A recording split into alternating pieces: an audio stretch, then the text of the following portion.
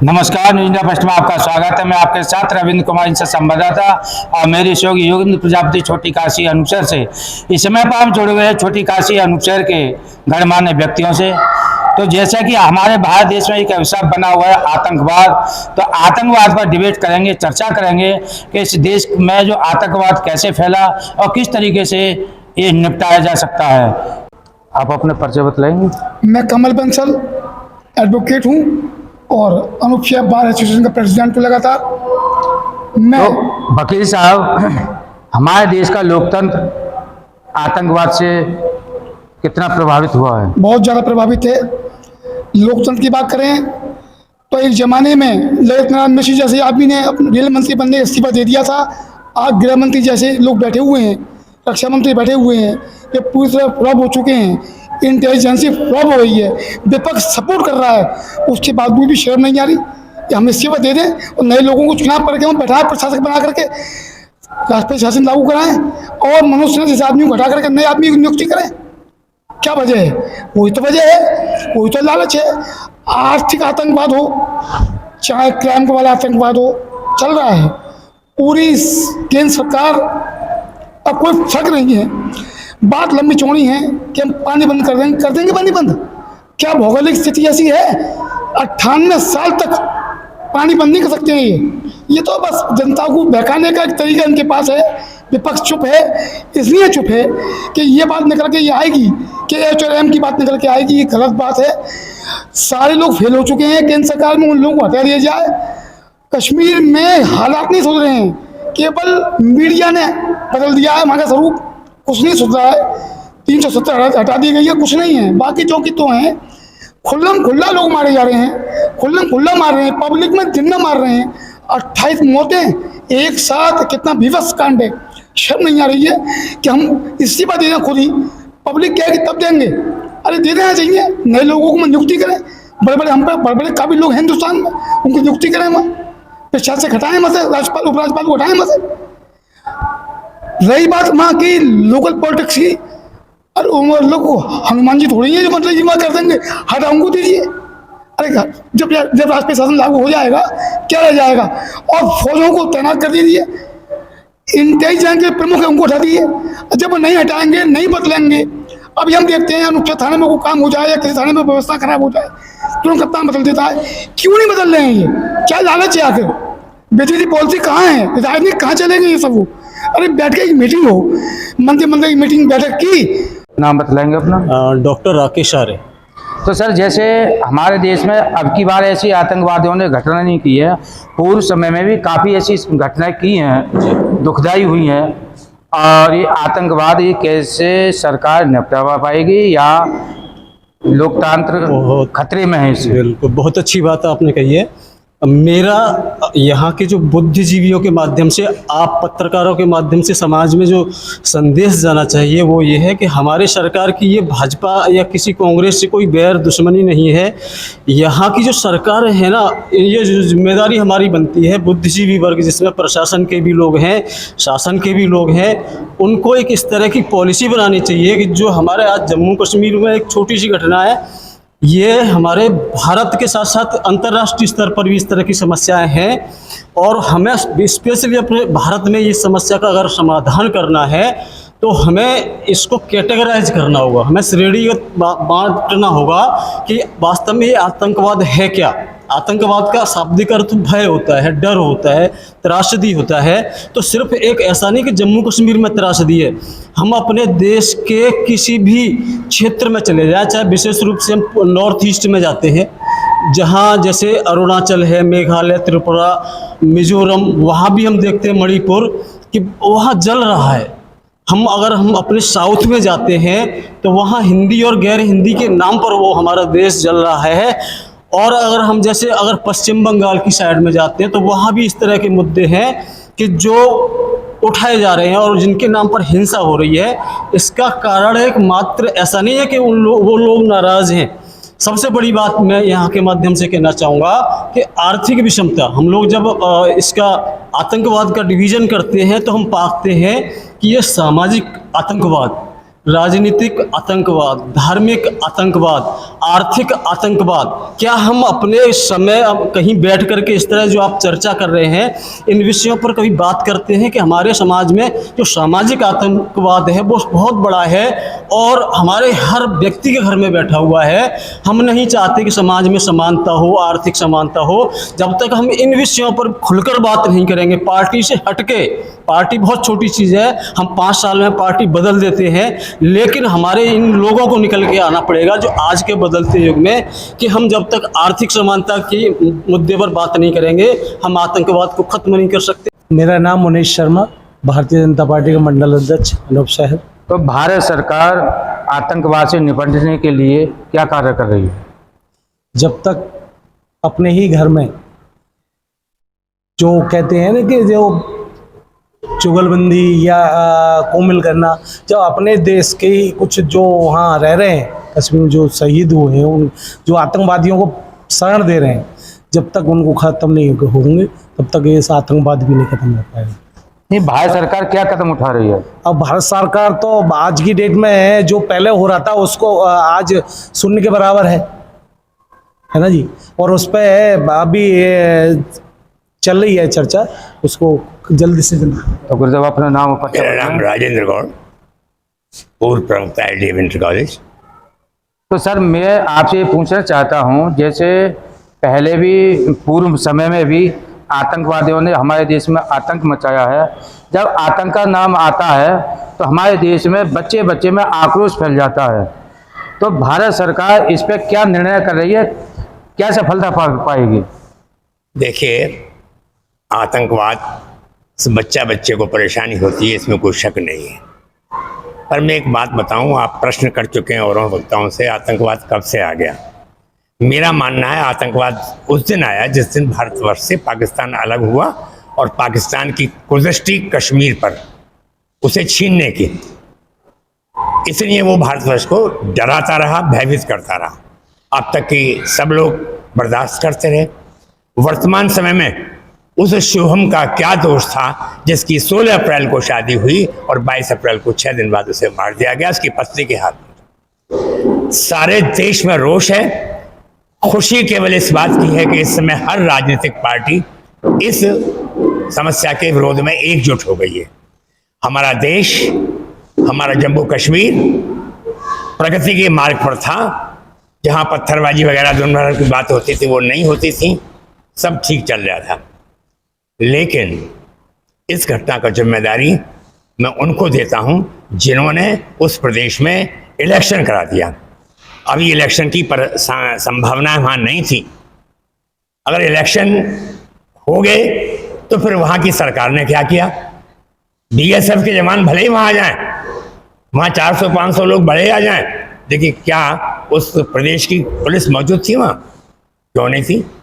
अनु शहर में देखिए पुलिस चौराहे पे भी खड़ी मिलती है, चाहे 2 ही कैंडिडेट हैं चाहे 4 ही कैंडिडेट हैं।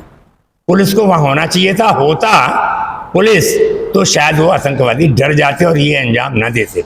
और उन्होंने जो सबसे कायराना काम किया, नाम पूछकर, जाति पूछकर गोली मारी। वो इस देश को केवल इसलिए कि कश्मीर हम छीन लें, ये उनका स्वप्न है। इस समय जो वर्तमान सरकार अपने कदम उठा रही है वो निश्चय ही बहुत प्रशंसनीय है, श्लाघनीय है। पानी बंद करना, सिंधु समझौते को रद्द करना बहुत बड़ा कदम है। त्राही त्राही पाकिस्तान में मच गई है। अभी तक तो खाने को रो रहा था, अब पानी को रोएगा। तो इस आतंकवाद को कुचलने के लिए आवश्यक है ऐसे मानसिकता वाले लोगों को कुचल दो जिनके मस्तिष्क में पाकिस्तान घुमा हुआ है। आज भारतवर्ष में पाकिस्तान के झंडे लहराए जाएंगे, क्यों भाई? क्या स्थिति है? उस कन्हैया कुमार का क्या दोष था जो 2 जने गए और गर्दन काट दी, सर तन से जुदा कर दिया? ये आतंकवाद है। हमें एक उदाहरण ऐसा बताएं कि फला हिंदू ने फला मुसलमान को मार दिया। नहीं मिलेगा। हिंदू हृदय से आतंकवादी नहीं है। हिंदू सबसे समरसता करना चाहता है, मिलकर रहना चाहता है। मोदी सरकार की भी यही स्थिति। काश जम्मू कश्मीर में इलेक्शन ना हुआ होता तो ये निर्दोष 28 प्राणी नहीं मारे जाते। ये मेरा मानना है। भारत में जो आतंकवाद है वो काफ़ी समय से मैं महसूस कर रहा हूं कि हमारी सरकार की जो नीतियां रही हैं पिछली या अब की भी नीतियों को मैं समझता हूं कि अब तो बहुत अच्छा हो रहा है, लेकिन पहली जो नीतियां रही उनके कारण ये आतंकवाद पनपा। क्योंकि जिस समय भी जब भी कोई घटना हुई उस घटना के लिए तुरंत 2-1 महीने 5 महीने 1-2 साल आप भूल गए, बार बार आप जो है कहते थे पाकिस्तान का काम है, आपने करा कुछ नहीं। ये सारी बातें कांग्रेस के शासनकाल में थी और ही। अब हमारे मोदी जी आए, इतना जरूर कहूँगा कि मोदी जी ने एक बात कही कि भारत सबका साथ सबका विश्वास सबके साथ, उस नीति पे हमारे मोदी जी चल रहे। लेकिन थोड़ा सा दुख मुझे जो वो ये है कि जब ये 23 आदमी मरे थे तो उस 23 आदमी के समय लगभग 500 आदमी वहाँ मौजूद थे। किसी आदमी ने भी, चाहे तो वो घोड़े वाला था, चाहे वो सामान बेचने वाला था, चाहे कुछ भी था, लेकिन किसी ने भी एक भी वीडियो आतंकवादी की नहीं बनाई। इसका मतलब सीधा सीधा ये है कि वहाँ का जो कल्चर है, वहाँ का जो आदमी है वो उन लोगों से डरा हुआ है। और इसका सबसे बड़ा कारण ये है कि वहाँ पर जब तक हम लोग वहाँ फौज शासन था तब तक कोई घटना नहीं घटी, लेकिन जैसे ही हमारे उमर अब्दुल्ला साहब आए या जो भी आए, इन लोगों के आने पर उन लोगों के हौसले बढ़ गए। तो मैं तो चाहूँगा कि आतंकवाद के लेवल पर जम्मू कश्मीर में खास तौर से आप इतना जरूर करें कि हमारा राष्ट्रपति शासन लगा दें। बाकी सरकार का काम है, कैसे सरकार करेगी वो सरकार देखेगी। नाम बतलाएंगे अपना? मेरा नाम हबीब कुरैशी है, समाज सेवी अनुपसर। तो जैसे 28 आतंकवादियों ने ये लोग मारे हैं पर्यटक, इसके बारे में क्या कहना चाह रहे हैं? सबसे गलती पहले किसकी तो मान रहे हैं आप? सबसे पहले तो मैं शहीदों का खिराज अकीदत पेश करता हूँ। दूसरी चीज़, दुख की घड़ी में हम कुछ करता ना सके, इसमें बात रही कि क्या कमी रही है, तो देखो ये सरकार का फेलियर है। सारी एजेंसियाँ फेल हो गई और इसमें कोई कुछ नहीं कर पाया। उन शहीदों को मैं श्रद्धांजलि दूंगा बस। गद्दार कौन है? राजनीतिक, कैसे? जैसे देख रहे हो, एक बात बताइए, मैंने अभी फेलियर के बारे में कहा था कि हमारी सुरक्षा एजेंसियाँ फेलियर रही हैं। सिर्फ पहलगाम के लिए 2 रास्ते जिस पर घोड़ा कच्चड़ के जरिए जा सकते हो आप, वैसे नहीं जा सकते, कोई बाहर नहीं जा सकता। 1:50 में गृह मंत्रालय FIR दर्ज करा रहा है, बता रहा है कि वहाँ जो आतंकवादी आए 1:50 पर आए और 2:20 तक गोली चला के चले गए। ये आधा घंटे 30 मिनट गोली चलती रही, कोई भी अधिकारी, कोई प्रशासन का अधिकारी या कोई भी फौज का अधिकारी कोई नहीं आया वहाँ पे। ये फेलियर क्या है? बात रही कि आतंकवाद खत्म कैसे होगा, अभी आपने सवाल किया था। आतंकवाद हमारे अगर आपस में देश के अंदर अगर भाईचारा है बना हुआ और हम सब एकजुट हैं, आतंकवाद खत्म होगा। क्यों नहीं हो सकता? पाकिस्तान क्या है? कुछ नहीं है पाकिस्तान। हमारा देश इतना कमजोर नहीं है, हम इतने कमजोर नहीं है, मगर कमजोर हमें आपस में ही करा जा रहा है। अभी कुछ सवाल चल रहे थे कि धर्म देखकर मारा, धर्म देखकर तो 84 में भी मारा था भाई। कांग्रेस का टाइम था, 1984 में भी धर्म देखकर लोगों को मारा गया था, और इस सरकार में भी लोगों को देखकर ट्रेन के अंदर मारा फौजी ने। हाँ, आप क्या कहना चाह रहे हैं? देखिए, मैं तो नहीं जानता हूँ, भाई साहब ने जो अभी कही कि सरकार फेलियर थी। केंद्र सरकार की जहाँ तक बात है कि जब तक हमारा 370 खत्म करने के बाद केंद्र सरकार का जो लॉ लागू रहा तब तक कोई समस्या नहीं आई। लेकिन जैसे हमने उमर अब्दुल्ला को अपनी पावर दी तो वहाँ जहाँ ये जगह है वहाँ मैं भी गया हूँ, वहाँ उस समय जो है एक एक फौजी खड़ा रहता था। लेकिन मैं समझता हूँ कि 8 किलोमीटर तक वहाँ कुछ भी जो कि जो हमारा लॉ एंड ऑर्डर होता है वो राज्य सरकार के हाथ में होता है, वहाँ एक पुलिस वाला भी नहीं था।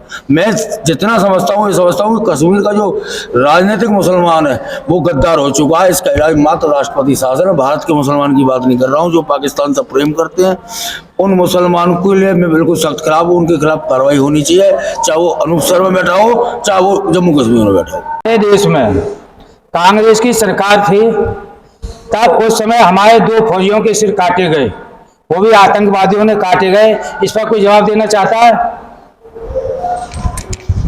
केवल फौजियों के सिर नहीं काटे गए, आज जो ये कांग्रेस जो नीति है ना जम्मू कश्मीर की, जो ये दर्द है, ये कांग्रेस की देन है। ये जो हमारे आदरणीय पूर्व प्रधानमंत्री जवाहरलाल नेहरू थे उनके टाइम की देन है। ये सन 47 की, ये 1988 में किसकी सरकार थी जब वहाँ आतंकवाद शुरू हुआ? अटल बिहारी वाजपेयी थे क्या? मोदी जी थे क्या? 1988-89 से आतंकवाद शुरू हुआ है ना वहाँ। और ऐसा शुरू हुआ कि वहाँ घर, दक्षिण कश्मीर के घर घर में आतंकवादी बैठे होते थे, वहाँ माँ बहनों का रेप करते थे, वहाँ खाना खाते थे, उन घर में जबरदस्ती घुसते थे। क्या हुआ था वहाँ? इसकी सरकारें थी वहाँ। या तो कांग्रेस समर्थित सरकार है अब्दुल्ला, या कांग्रेस समर्थित सरकार है वो PDP।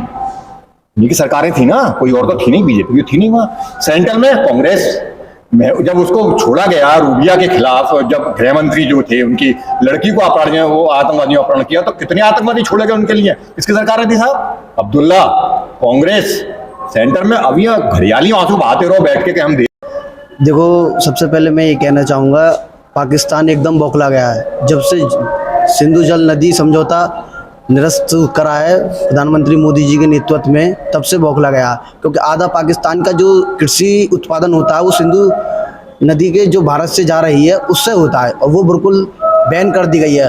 अब कुछ पाकिस्तान के बुद्धिजीवी लोग हैं, कह रहे हैं ज़्यादा दिन रोक नहीं पाएंगे, चाहे भारत सरकार को कुछ भी करना पड़ जाए, कहीं भी डाइवर्ट करना पड़ जाए वो पानी, और लेकिन सिंधु को हम नदी को रोक कर रखेंगे। और विपक्ष का एक बात और, विपक्ष ट्रोल कर रहा है कि सेना से चूक हुई है, सेना से चूक हुई है, चाक चौबंद होते हैं बॉर्डर। मैं कहना चाहूँगा 1984 में जब तत्कालीन प्रधानमंत्री स्वर्गीय इंदिरा गांधी जी थी, उनकी सिक्योरिटी में चूक हुई थी, वो तो VIP प्रोटोकॉल में चलती थी, सबसे बड़ी चूक हुई थी। वो क्यों हुई थी? आप कितनी भी सीमाएं चाक चौबंद कर लीजिए, जहां तक पाकिस्तान वाले बॉर्डर की बात है, वहां इतनी लूप होल्स हैं। वहां 2 लाख आर्मी लगा दीजिए। अभी टीवी पे हमारे एक पूर्व मेजर कह भी रहे, वहां 2 लाख आर्मी 2.5 लाख आर्मी लगा दीजिए, वहां इन्फ्लेशन रुक ही नहीं सकती, कम हो सकती है, रुक नहीं सकती। अब आप लगाइए 1988 जब ये आतंकवाद शुरू हुआ था J&K में, तब कितना इन्फ्लेशन था? लगभग 90s में पर्यटक कोई जाता नहीं था वहां, लोकल लोगों के पास कुछ था नहीं, वहां सिर्फ आतंकवाद था। साउथ कश्मीर में जैसा आपको भी ध्यान है चाचा जी, जैसा हमने वहां देखा था, जो हम न्यूज में देखते थे, लाइव न्यूज तो उस समय आती नहीं थी, जो हम देखते थे कि आतंकवादी ऐसे घूमते थे AK-47 AK-56 लेके घरों में, साउथ कश्मीर जैसे कि बच्चे घूमते हैं बाजार में खुल्लम खुल्ला। फिर पत्थरबाजी शुरू हुई वहां। कुछ जब सरकार ने थोड़ा सा वहां बंदिशें लगाई तो वहां लोकल लोगों को फिर इन्वॉल्व किया गया, उसमें आतंकवादी बनाया गया, बंदिशें शुरू हुई, फिर वहां तो पत्थरबाजी शुरू हुई। सेना के हाथ में हथियार हैं लेकिन चलाएगी नहीं, पत्थर खा लेगी। ये पॉलिसीज हमारी सरकारों की इतनी गलत रही हैं। एक तुष्टिकरण की नीति जो रही है ना, एक विशेष वर्ग की, जो सरकार ने विशेष वर्ग की तुष्टिकरण की नीति दी है, उसका परिणाम है ये आतंकवाद जम्मू कश्मीर में हुआ है। और जम्मू कश्मीर का आतंकवाद लोकतांत्रिक तरीके से हल नहीं होगा भाई साहब, बिल्कुल नहीं होगा। ये तो ऐसे हल होगा डिक्टेटरशिप से, क्योंकि वहां लोकतांत्रिक वहां लोकतंत्र है ही नहीं, बहुत कम लोग मानते हैं। सर्वप्रथम तो जिन लोगों के साथ नरसंहार हुआ है, मैं उनको जो है नमन करता हूं, और आपके चैनल के माध्यम से मैं एक ही बात कहूंगा कि आपका सवाल था कि आतंकवाद कैसे पनपा। आतंकवाद पाकिस्तान से नहीं पनपा। पाकिस्तान से आतंकवाद अगर पनपता तो वो पाकिस्तान से नहीं आते। ये आतंकवाद पनपा हमारे ही देश में, हमारे ही घरों में, उन आतंकवादियों को शरण देकर। अगर हम इसका पूर्ण तरीके से विरोध करते, उनके साथ दुर्व्यवहार करते, उन्हें जो है सजा देते, तो ये आतंकवाद बढ़ता नहीं कभी भी। मैडम, भारत वर्ष के जम्मू कश्मीर में जो वहाँ पर शहीद हुए हैं आतंकियों के द्वारा, जो विधवा जो बहन बेटियां हुई हैं, उनके बारे में क्या कहना चाह रहे हैं? सर, मैं 2 लाइन से शुरू करना चाहूँगी। वाहिद अली वाहिद जी की लाइन्स हैं, द्वंद्व कहाँ तक पाला जाए, युद्ध कहाँ तक टाला जाए, फेंक जहाँ तक भाला जाए, तू भी है राणा का वंशज, फेंक जहाँ तक भाला जाए। दोनों तरफ लिखा हो भारत, सिक्का वहीं उछाला जाए। बड़ी गहरी बात है इसमें, यानी सिक्का तब उछाले जब दोनों तरफ हमें अपनी जीत दिख रही हो, आर्थिक रूप से भी, राजनीतिक रूप से भी। तो दोनों तरफ लिखा हो भारत, सिक्का वहीं उछाला जाए, इस बिगड़ैल पड़ोसी को अब यूं शीशे में ढाला जाए। तो सबसे बड़ी जीत तो भारतवासियों की, हमारे नागरिकों की तभी हो गई जब इन्होंने हमला किया, और धर्म पूछ कर किया। लेकिन भारतवर्ष में कहीं एक छोटा सा विद्रोह हमें नहीं दिखा। तो मैं समझती हूँ कि पंडित जी के विचारों की सबसे बड़ी जीत यही हो गई। इतनी बड़ी मजबूत नींव इस देश को दे के गए कि हमारे यहाँ पे एक विद्रोह नहीं दिखा। छोटी मोटी मानसिकता तो हर जगह होती है, मैं समझती हूँ हमारे देश में भी होगी। कुछ संकीर्ण मानसिकता वाले लोग चाहते हैं कि कुछ रंग दे दें इसको, लेकिन भारत का हर एक नागरिक, हर एक बच्चा पूरे तत्परता के साथ सरकार के साथ खड़ा हुआ है। और इसमें मैं गृह मंत्री जी की भी, अमित शाह जी की भी बहुत वाहवाही करना चाहूंगी। उन्होंने स्वीकार किया कि हाँ जी, सुरक्षा में चूक हुई। और विपक्ष का भी बड़ा दिल मानूंगी कि वो कहेंगे कि हाँ जी, हम एक स्वर में सरकार के साथ खड़े हैं। बाद बाकी सारे मुद्दे जो है वो पीछे हैं, लेकिन नेशनल सुरक्षा, यूनिटी, डाइवर्सिटी हमारी एक जगह है। और यहाँ पे पंडित जी जो मजबूत नींव दे के गए भारतवर्ष की। पंडित जी कौन है? पंडित जी जवाहरलाल नेहरू पंडित जी मेरे आदर्श हैं। इतनी मजबूत नींव दे के गए इस भारत की, कह के गए थे कि यूनिटी इन डाइवर्सिटी, यानी विविधता कितनी भी आ जाए देश बटेगा नहीं। और आज हम देख पा रहे हैं, चाहे कितनी भी कोशिश कर ली, धर्म ये आतंकवाद जो पनपा है किनके कारण पनपा है? धर्म पूछ कर गोलियां मारी। समझिए कि वो क्या दिखाना चाह रही थी हमें कि भाई हिंदू मेजोरिटी में है, हिंदू भड़क जाइए और आतंक फैलाइए, लेकिन हिंदू नहीं भड़का। मुसलमान भाई भी इतने समझदार निकले कि वो भी नहीं भड़के, और जम्मू कश्मीर के नागरिक भी सहायता के लिए सामने आए। तो मैं समझती हूँ कि ये जवाहरलाल नेहरू जी के विचारों की जीत है। आतंकवाद के जगह जगह पुतला फूके जाते हैं, क्या इससे आतंकवाद खत्म हो जाएगा? बताइए आप।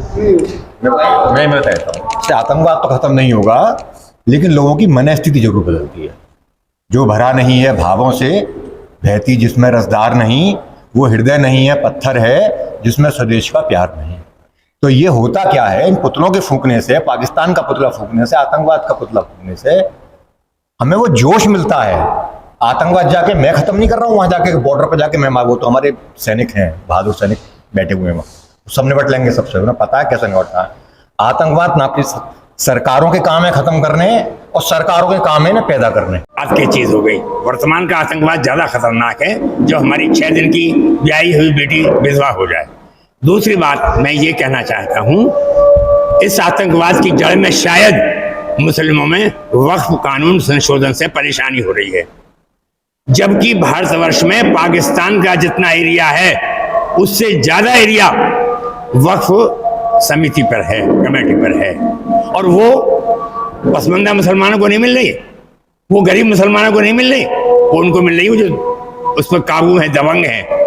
तो कृपया इस वक्फ के कानून पर भी हमको एकमत होना ही पड़ेगा, वरना आतंकवाद फैलता रहेगा। राजनीति के लिए ये कदम उठाया गया, कोई जवाब दे रहा है इस पर? क्या जैसे पंजाब में चुनाव आ रहे हैं या बिहार में चुनाव आ रहा है, या इसके लिए ये उन लोगों की तुच्छ मानसिकता है। बोलो। मैं जवाब देता हूँ, जब तक राजनीति है पूरे संसार में चीजें होती रहेंगी, इस पे आप डिबेट भी करते रहेंगे रोज, और हम बोलते भी रहेंगे। ये चीजों कोई अंतर नहीं है भाई साहब। जब तक राजनीति है, जब तक ये चीजें, राजनीति का नाम ही राज और नीति, राज और नीति। नेताओं के बच्चे मरे और 2-4 नेता मरे, जब तो आतंकवाद रुक सकता है, वरना आज तक आतंकवाद नहीं रुकेगा। मैं कहूंगा भारत सरकार से अभी बड़े बड़े नेताओं के बच्चे मार दिए जाएं और नेता मार दिए जाएं, उनका घर का सब चीज बंद कर दिया जाए, तो आतंकवाद रुक सकता है। अब नेता भारत में आतंकवाद नहीं रुकेगा। मैं तायद करता हूँ इस बात की। बताइए। मैं तायद करता हूँ इस बात की। नहीं, इसका जवाब मैं दूंगा। बताओ क्या जवाब दे रहे हो? इसका जो है, नक्सलियों ने हमला किया था और उसमें कांग्रेस के 27 नेता मरे थे, और उसमें पुलिस के भी लोग मरे थे। तो फिर आतंकवाद क्यों नहीं रुका? ये नक्सलवाद क्यों नहीं रुका? ये आतंकवाद, ये नक्सलवाद, ये माओवादी, लिट्टे उग्रवादी क्यों नहीं रुके? सरकार के कांग्रेस सरकार ने आतंकवादियों के खिलाफ क्या क्या मुद्दे उठाए, क्या क्या कानून बनाए? सर पहले मैं एक सवाल का जवाब देना चाहूंगी। मेरे भाई ने अभी कहा था कि विपक्ष चीख चीख के कह रहा है, विपक्ष नहीं कह रहा है, गृह मंत्री जी ने सामने से स्वीकार, वो बड़े दिल के साथ स्वीकार कर रहे हैं कि हाँ जी सुरक्षा में चूक हुई है, विपक्ष नहीं कह रहा। दूसरी बात, अब मैं फिर ये कहना चाहूंगी कि ये कुछ लोग कह रहे हैं भाई, कुछ मेरे भाई कह रहे हैं कि हमारे देश के आतंकवादी, हमारे देश के उपद्रवी, तो मैं फिर से ये कहना चाहूंगी देश में कोई आतंकवादी नहीं है, हमारी अज्ञानता, हमारी मूर्खता ही आतंकवाद है। अब देखो आप क्वेश्चन कर रहे हो आतंकवाद के इसको ऊपर, खत्म 1 मिनट पहले मुझे क्लियर करने दीजिए सर मेरा साइड। आप बात कर रहे हो आतंकवाद के ऊपर, क्वेश्चन उठाया जा रहा है कि भैया 1988, 1984, हमारी ये मूर्खता, हमारी ये अज्ञानता हमें कभी फ्री नहीं होने देगी। हम क्या करते हैं, अंधे होकर सपोर्ट करते हैं। हम क्यों कांग्रेस बीजेपी की बात कर रहे हैं भाई? यहाँ पे हम बात कर रहे हैं देश की यूनिटी की, हम बात कर रहे हैं आतंकवाद की। भाई कांग्रेस में कुछ नाकामी थी, आप बीजेपी को लेके आए, अब बीजेपी में नाकामी है तो आप फिर कांग्रेस पर टाल रहे हो। आप कब तक मूर्ख बने रहोगे? हम सिटीजन ऑफ इंडिया है, हम किसी पार्टी के अंधे होकर सपोर्ट नहीं करेंगे। हम अपने देश की रोज सुरक्षा करते हैं, वोटिंग राइट हमें दे रखा है, मतलब ये नहीं है कि हम अंधे होकर सपोर्ट करें। आतंकवाद उस दिन खत्म होगा जिस दिन आप जागरूक होंगे। जब आप पार्टी के भक्त नहीं होंगे, देश के भक्त होंगे। हाँ ठीक है कि मैं पार्टी से बिलोंग करती हूँ, लेकिन अंधियों के नहीं। वो 1984 1980 की बात कर रहे हैं, तो मैं बहन जी की जानकारी को बता दूं, आतंकवाद जम्मू कश्मीर में 1988 और 89 से शुरू हुआ था। इसलिए हम आतंकवाद पर चर्चा कर रहे हैं, तो उस मूल में जाना जरूरी है बहन जी। 1988 और 89 में मैं आपको बता रहा हूँ, मैं आपको पूरी डिटेल बता रहा हूँ 1988 और 89 में ही शुरू हुआ था। और जहाँ तक ये सिक्योरिटी लैब्स की मैं आपको जवाब दे रहा हूँ बहन जी, मैं आपको जवाब दे रहा हूँ। जहाँ तक सिक्योरिटी लैब्स की बात है, ये बहुत हिम्मत की बात है, ये इसी सरकार की हिम्मत की बात है ना। सिक्योरिटी लैब्स को माना है, कांग्रेस ने माना ही नहीं था आज तक। वहां तो आप नहीं, अरे मैं आपको देखिए मेरी बात सुनिए। पिछले साल मैं वहीं था बैसरन घाटी में 9 जून को, लास्ट ईयर में 9 जून को बैसरन घाटी में ही था। और मुझे मालूम है वहाँ ठीक है, वहाँ सिक्योरिटी उस समय भी नहीं थी। I agree with you, security उस समय भी वहाँ नहीं थी। वहाँ केवल बाहर 2-3 लोग, लेकिन मैंने जो घाटी का माहौल वहाँ देखा, घाटी में इतने पर्यटक थे, कोई होटल में रूम नहीं मिला था हमें। मैं आपको अपनी बता रहा हूँ, होटल में रूम नहीं मिला था हमें। और क्यों? इसलिए नहीं मिला था, पर्यटक कितना ज्यादा था।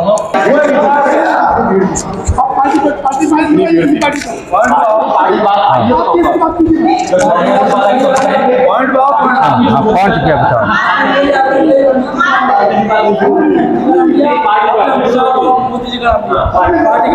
देखिए, अभी ये डिबेट राजनीति से प्रेरित हो गई। इसमें मुझे नहीं लगता कि देश के प्रति कोई प्रेम भाव है।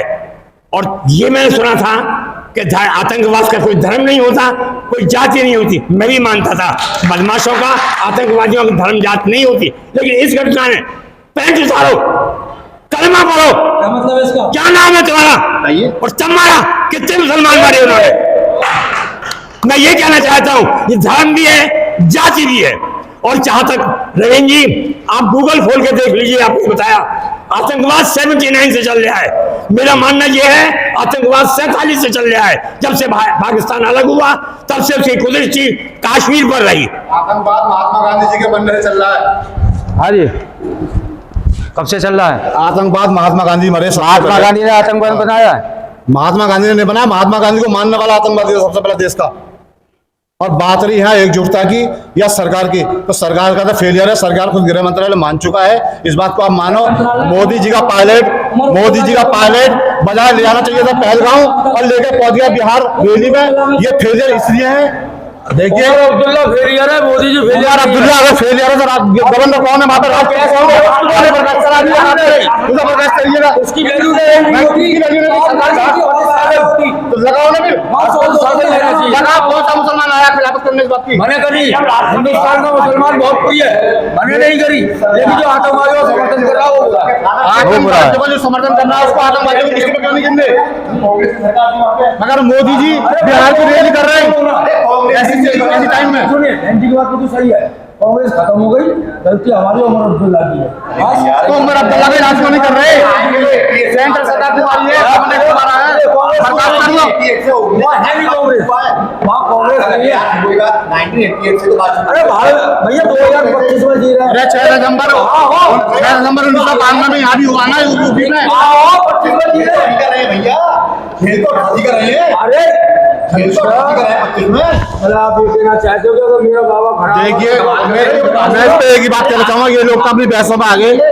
देखो हमें एकजुट होना पड़ेगा, इसमें राजनीतिक साइड रखनी पड़ेगी। आतंकवाद का इलाज एक है, ये जो बात है कि सिंधु नदी और पानी को बंद कर दो, 20 साल तक तुम पानी बंद नहीं कर सकते, ये कोई इलाज नहीं है, ये कोई बात नहीं है। 370 से कोई बेनिफिट हिंदुस्तान का नहीं हुआ, सिर्फ हरियाणा ने दवाइयां खरीदी है। बताओ और इंडिया के लिए कौन सी जमीन खरीदी है? एक मिनट में एक सेकंड लूंगा आपकी। बताओ। आतंकवाद को खत्म करने की शुरुआत हो चुकी है बस, और आतंकवाद एक दिन खत्म होकर रहेगा, बस ये मेरा दावा है।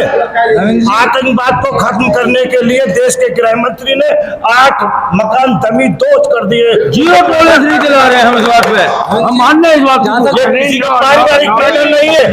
26/11/2008 में हमला हुआ था, गृह मंत्री जी का वो एक बहुत बड़ा हमला था। कि 12 लोकल आतंकवादी हैं, फिर भी कुछ नहीं कहा, चलो कोई बात नहीं, लेकिन इतनी बड़ी घटना 8 गिरा दी एक रात में। देखिए भारत सरकार ने, मैं पार्टी की बात ही नहीं कर रहा, पार्टी को मैं भारत सरकार की बात कर रहा हूँ। एक मिनट में सुनो, बोलो। मोदी सरकार ने अपना काम, सऊदी अरब में यात्रा गए हुए थे, यदि वो सेंसिटिव ना होते तो तुरंत बीच में दौरा छोड़कर नहीं आते, वो वहां से छोड़कर आए। मैं भारत सरकार की बात कर रहा हूँ, मोदी की नहीं कर रहा। भारत सरकार ने काम कर दिया, जो पाकिस्तान के यहाँ पर लड़कियां ब्याह कर आई हुई हैं उन लोगों को, क्यों आज मतलब मेरी लड़की की शादी यदि किसी दूसरे परिवार में हो जाएगी तो वो उस परिवार से ज्यादा मुझसे स्नेह रखेगी। तो जो पाकिस्तान से आई हुई है तो पाकिस्तान के प्रति उसका स्नेह होगा, तो निश्चित रूप से वहां कहीं ना कहीं लूपहोल निकलेगी। तो वो निर्णय लेके मोदी सरकार ने दिखा दिया कि हमें निर्णय कैसे लेने, कैसे हमें देश के लिए काम करना है। हम इस बात से सहमत हैं।